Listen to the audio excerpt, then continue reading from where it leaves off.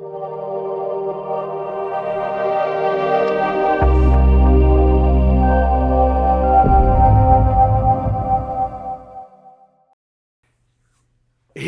the deal, right? So there's a study that I came across.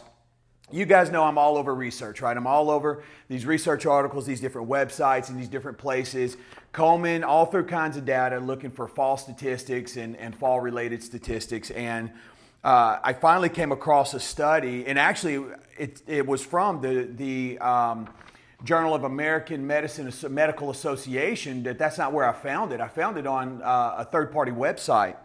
And what this was is a study done to determine the costs of falls, right? We've talked about that numerous times, the costs of falls, both in harm and monetary value, right? What is the actual monetary cost and what is the physical cost? You know, and we can talk about the physical cost being to you, to your body, to your family. Does a spouse now or a partner become a caregiver? What are those costs, all right? But this is more in particular about money, the monetary costs to falls. And what it talked about was evidence-based programs, okay? And I'm going to tell you something. I have sat in rooms with doctors of physical therapy, right? Physical therapists. I've been in rooms with, 4 of them and 2 of us. All right. And I've been in these rooms and I've heard these discussions and I've been in these long discussions about evidence-based. I'm going to tell you something. You have to be careful. All right. Because this goes on and I'm going to speak for myself and myself only. It wouldn't surprise me if this is the norm, but I'm not going to sit here and opine about that. But I'm going to tell you my experience.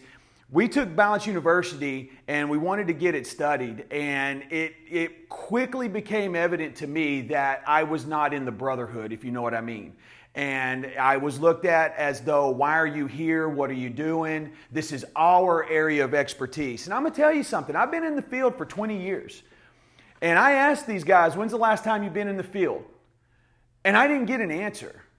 And so what it comes down to, and what it came down to for me in Balance University, was I kind of left there a little discouraged, to be honest. And what we were trying to do was go through and get Balance University through a test program so we can call it evidence-based. But I'm going to tell you something. The more I researched what evidence-based was, the more I realized I don't want to say it's not as valuable, but the words evidence-based are not as valuable as the evidence that you see every day when you take this class.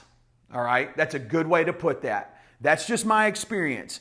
In this study, we're talking about evidence-based programs. All these exercises we do are in the same similar programs that are evidence-based. All right? These exercises that we do are evidence-based. And despite a large number of patient falls in hospitals, you guys are gonna like this. A few large-scale studies to quantify the cost savings of intervention programs.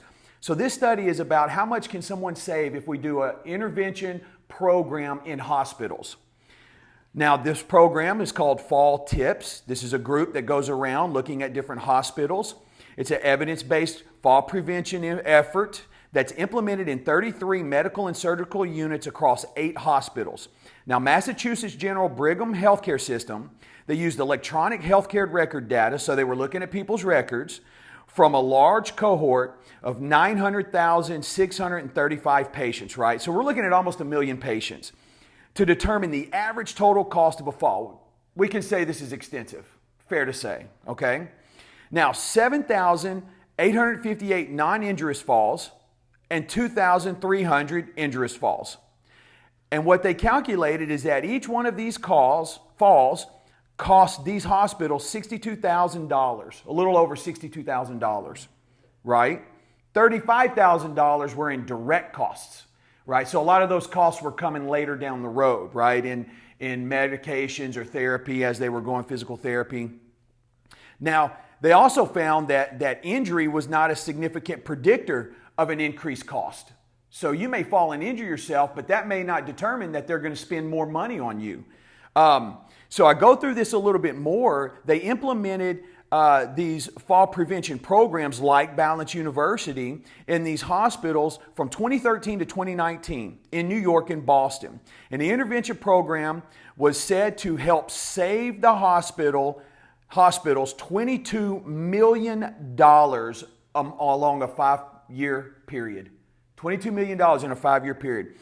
Now, here's what's fascinating to us, right? The findings, of course, suggest that, when you implement a fall prevention program in the hospital, you're going to save a lot of money. That's the gist of that. So I did a little more study and a little more research in this fall's tips. And what I found was they have posted on their website, and of course our sources are included on the website, just look in our sources and reference pages, but nationwide, patient falls during hospital stays are a leading cause of death and disability. This is in the hospital. And I'm going to tell you right now, we're short on nurses, right? I've got a front row seat to that deal. We need nurses badly. So hospitalization itself appears to increase a person's fall risk. So what we're doing here is the best thing we can do with Balance University.